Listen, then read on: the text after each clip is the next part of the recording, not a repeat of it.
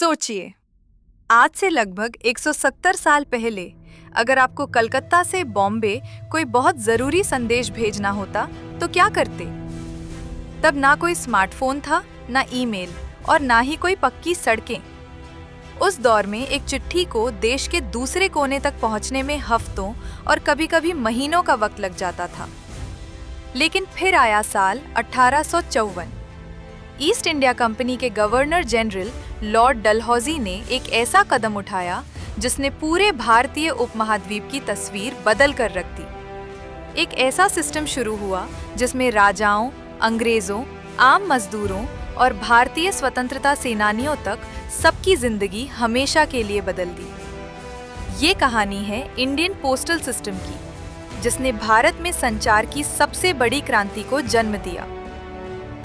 1854 से पहले भारत में संचार व्यवस्था कैसी थी?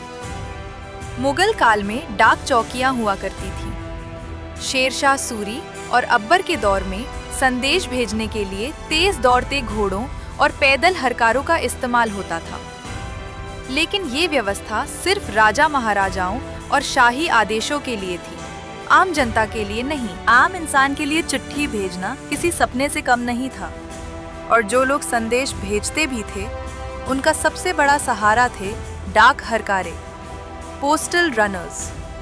इन रनर्स की जिंदगी बेहद खौफनाक और मुश्किलों से भरी होती थी।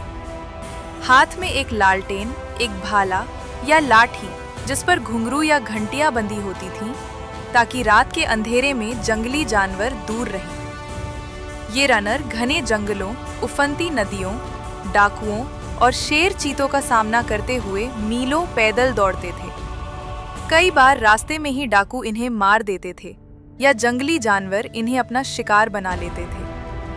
इतना जोखिम उठाने के बाद भी उस समय एक चिट्ठी भेजने का खर्च इतना ज्यादा था कि एक आम मजदूर अपनी कई दिनों की कमाई सिर्फ एक चिट्ठी भेजने में गवा देता था। फिर आया साल 1854, जो भारतीय डाक इतिहास का सबसे बड़ा मोड़ साबित हुआ। लॉर्ड डलहौजी ने पास किया इंडिया पोस्ट एक्ट 1854। इसके तहत पहली बार पूरे देश के लिए एक एकीकृत पोस्टल नेटवर्क की शुरुआत हुई।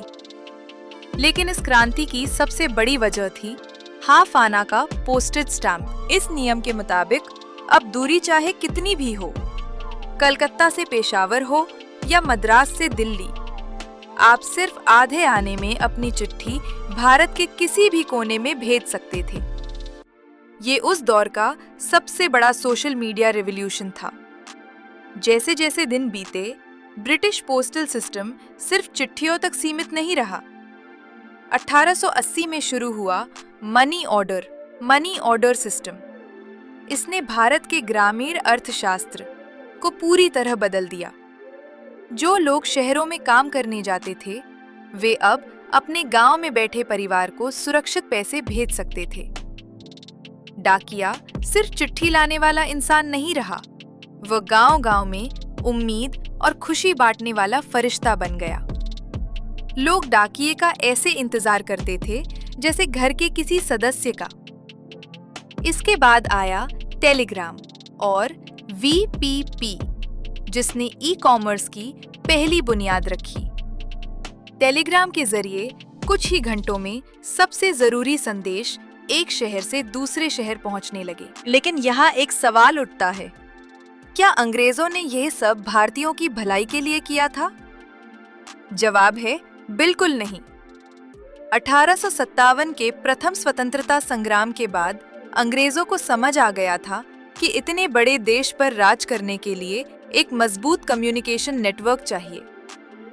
वे अपनी सेना को तेजी से दिशा निर्देश देने और भारत के संसाधनों को ब्रिटेन भेजने के लिए इस नेटवर्क का इस्तेमाल करना चाहते थे।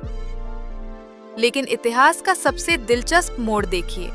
जिस डाक और टेलीग्राम व्यवस्था को अंग्रेजों ने अपने शासन को मजबूत करने के लिए बनाया था, वही व्यवस्था भारत के राष्ट्रीय आंदोलन फ्रीडम मूवमेंट का सबसे बड़ा हथियार बन गई।